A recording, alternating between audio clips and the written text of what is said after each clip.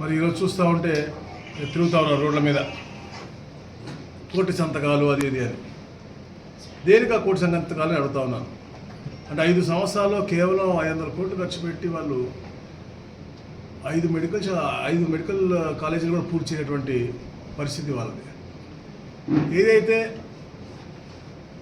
కేంద్ర ప్రభుత్వం కూడా నిన్ను హర్షించిందో పార్లమెంట్లో కూడా పీపీపీ మోడల్ అనేది ఎలా ఉంటుంది, దాని వచ్చే ఫలితాలు ఎలా ఉంటాయని చెప్పింది.